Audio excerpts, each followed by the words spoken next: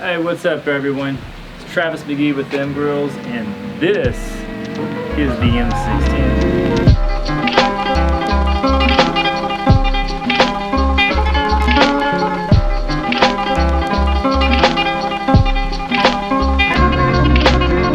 So this is the M16 Competition Grill. This is a collaboration design between Roland of Poncho and Lefty Steaks.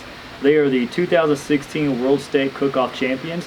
We got together and I want to get with these guys and say, listen, if you could design the perfect, ideal competition grill for steak cook-offs, what would that be? And this is it. We went through a lot of design phases to get it to where we just nailed it and it was perfect. So this grill is made from 12 gauge stainless steel. It comes standard with your 4-panel grill grate sections. They're the 13¼ inch, 4 panels in here. Very simple charcoal basket.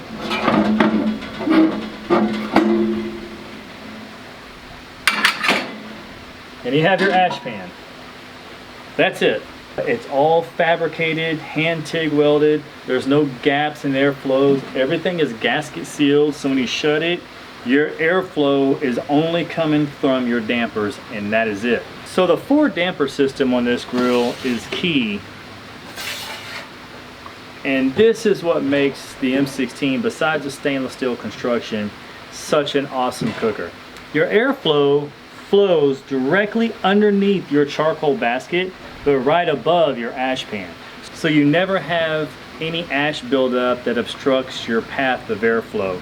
Your airflow also flows directly underneath your basket. So it doesn't matter how bad of strong winds you're dealing with. If you're out competing, you're in your backyard, you got a gust of winds, well, it's not necessarily going to affect your charcoal because you don't have to worry about winds directly blowing on top of just one side of your charcoal. The 2 dampers on top, 2 on the bottom, so you can shut one on one side, shut the bottom one, and you can direct your airflow going from left to right.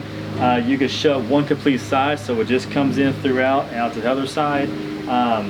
You can really close them down, and if you want to hit that the low temperatures, you want to smoke on here, you could definitely smoke on here. So you have a lot of versatility. You can smoke, you can get this thing up to super high, all completely made here in Texas. So it's a full 100% American made grill. Tilt-through thermometer, stainless handles, stainless hinges. These lid straps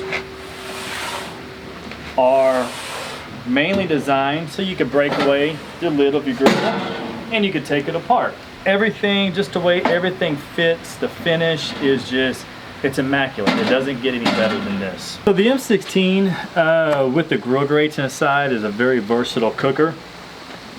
What I like to do is when I'm grilling with these, grill grates are awesome. You can flip them upside down. You can have yourself a nice griddle on one side. You can do the whole top as a griddle top. Smash burgers, vegetables are amazing on here. So now I'm going to show you how I set it up to do competition steaks. And it's pretty much this setup right here. I'm going to use 2 grate panels on one side. I'm going to bring them over so they line up right with my charcoal grate when I put them back in after we fire it up. So they're going to sit right over my charcoal grate. This section is going to be what I'm going to get my searing on. I'm going to leave this panel off with no charcoal on this side. So what that's going to do is, once I get my searing marks on, when I'm ready to put my steak to basically to get it up to temperature of where I want it, I'm just going to put this cold panel on top of this zone where there's no heat. So then I can set my steak on here. It's not going to affect my grill marks, and then I could just cook the inside of the steak until it's that perfect doneness. So first thing we're going to do is we're going to fire this bad boy up. I'm going to first remove all my grates. Grate panels are out.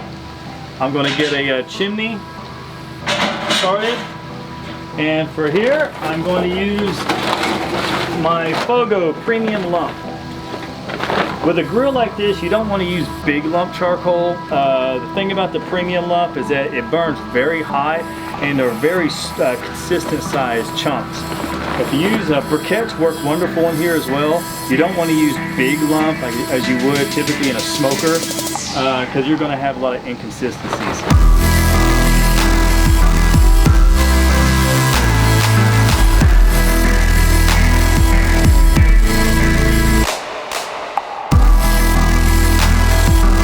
While that's heating up, let's go prep our steak.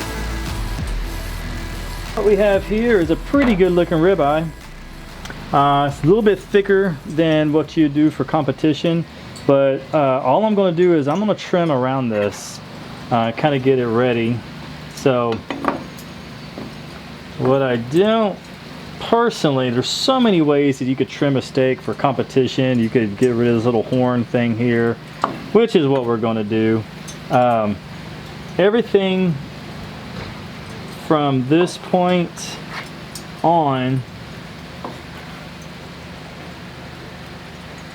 so much of this that we're trimming is just really about appearance.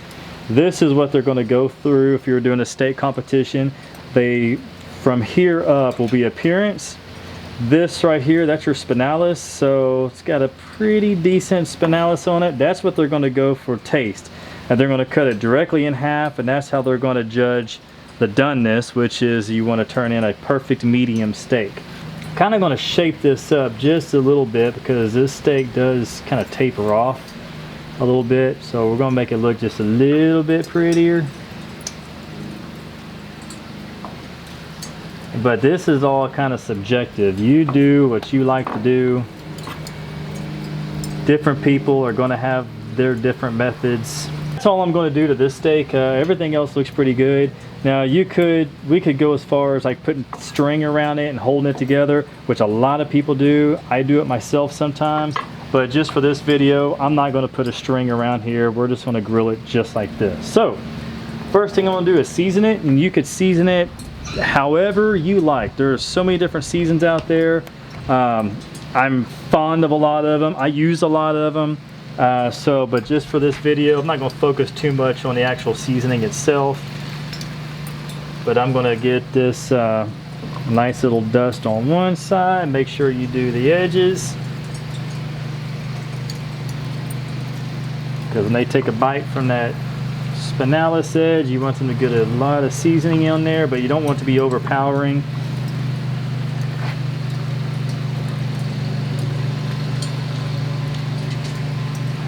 This isn't too much, this video, it's not too much about the actual steak itself rather than the process of using the M16 for steak cook-off. Then you can come back with another rub that you like.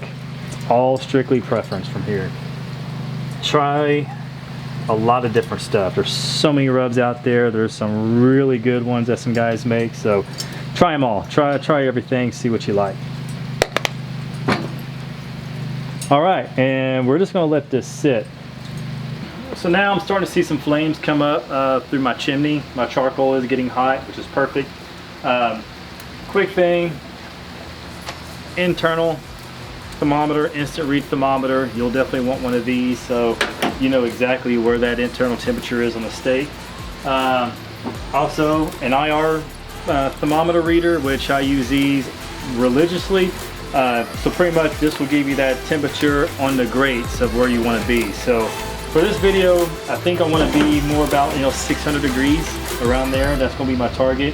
I'm going to do this kind of very hot, fast. I'm going to get those sear marks on there, get them set, and then when I bring my steak on the other side to start bringing it up to temperature, it's just going to be perfect.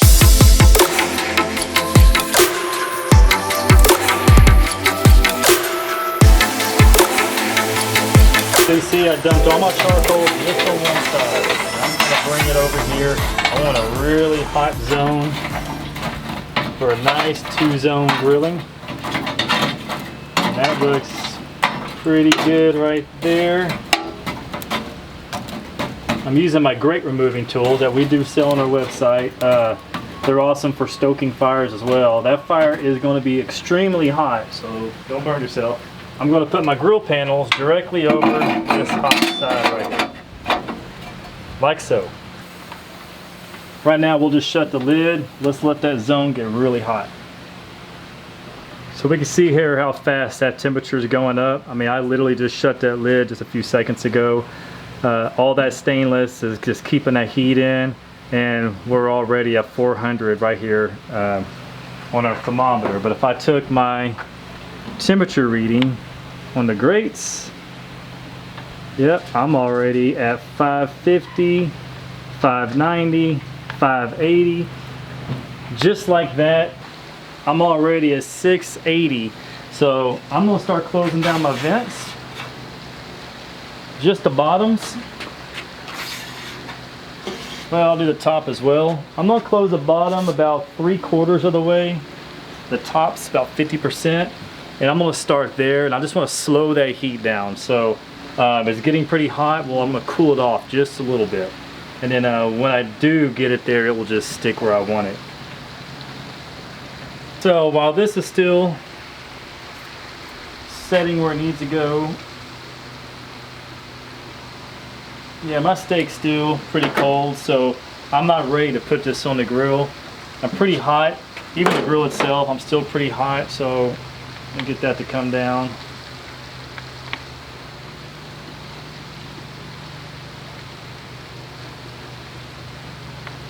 Yeah, I'm hot on that grill right now.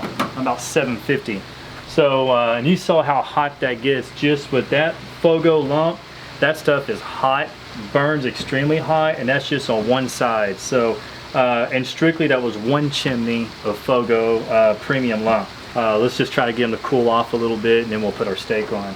But we got plenty of time because our steak right now is too cool anyways. So we're gonna let this kind of settle in a little bit, and then we'll throw our steak on. Our temperature now is going back down. It got up to about 600 on the thermostat, which is really hot. So I closed up the vents to where they just have a sliver, about 10% open on all four corners, and now the temperature's dropping. As I'm sitting here watching it, the thermostat is just slowly going back down. So that's the key. If it gets hot, gets away from you, it's no problem. Just keep the lid, it's all gasket sealed. Shut your dampers down to where you just have a sliver of airflow, and keep it shut until you get to where you want to be, and that's it. Okay, it's been about 5 minutes, hasn't been long at all, and now I'm already dropped below 500. So I'll leave my vents where I'm at. I'm gonna slowly open my lid. There we go. Let's check where my grill grates are at. 605. That's about ready. So that literally didn't take but maybe 10 minutes total to get this thing fired, you know, get it hot, get it the temperature set to where I want it. So here, I don't want it to get really any cooler, so now I'm going to open my dampers up just a bit more. So it's just a little bit more, and that will just keep it kind of maintaining where it's at. Now if I open it up more, that thing will get raging hot again, which I don't want. I'm right at 600 degrees. This is perfect. So let's open this up. Take our steak. And I'm going to spray my pan on here. Lay that in. Put our press on here.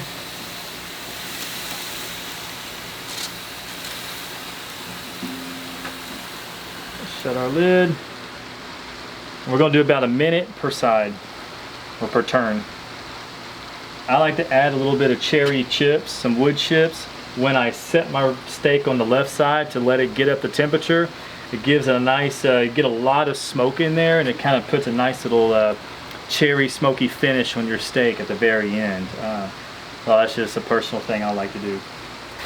All right, let me give this a little peek. Looks great. Lift that up. Hold it back over. Spray it again. Now this time I'm going to put my marks on this way.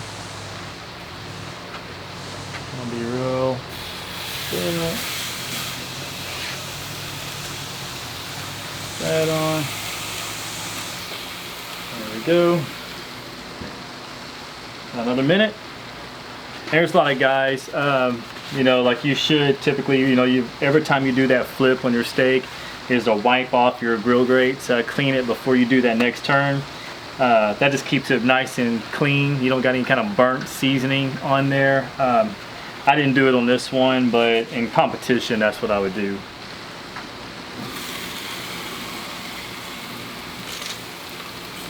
All right.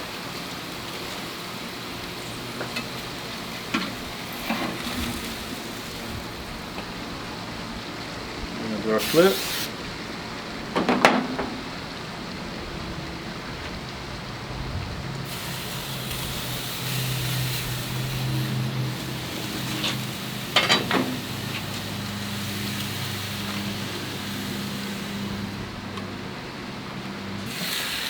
Okay, take that off.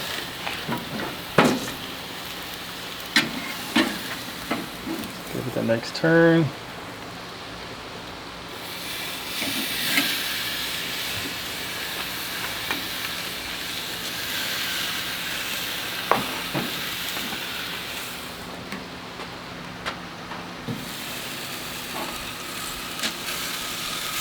All right. So now I'm going to probe my steak, see where I'm at. And my steak is still pretty cool in there, so I am now going to add just some wood. Got a nice block, a couple of wood chunks in there. Let's get it nice and smoky. Going to add my one grill grate panel on the far left side.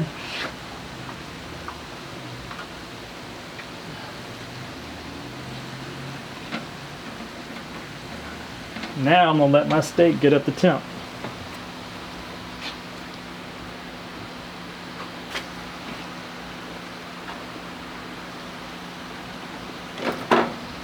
So here we're just going to keep checking it.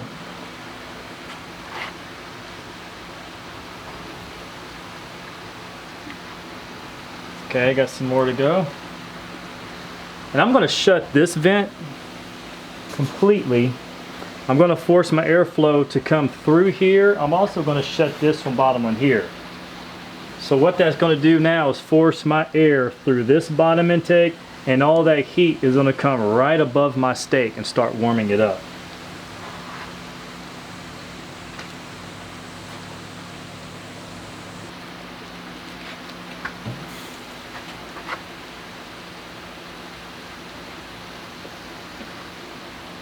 Getting close.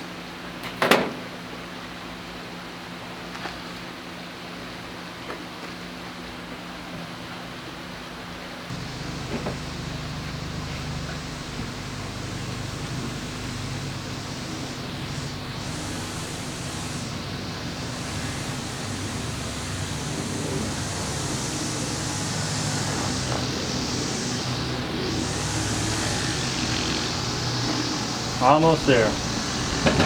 So this steak is done. So let's take this off. Put it right in here.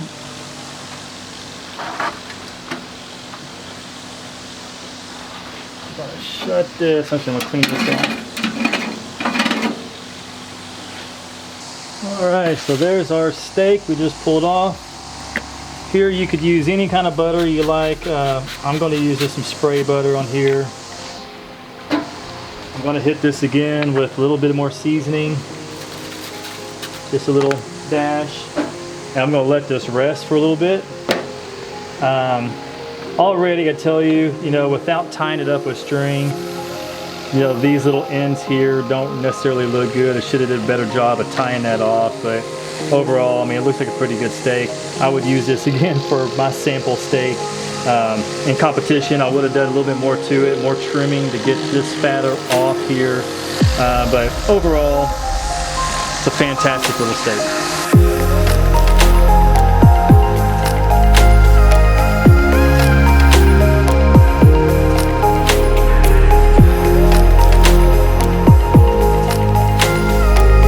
There's our steak on the M16. Looks very good, very juicy.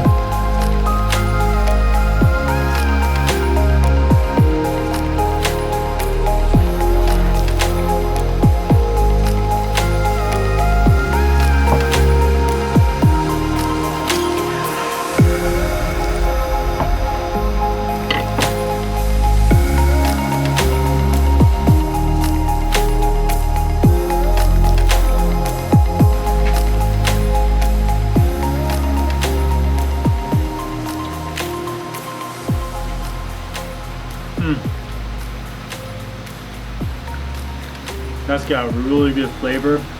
And I could taste that cherry wood I put in at the very last minute.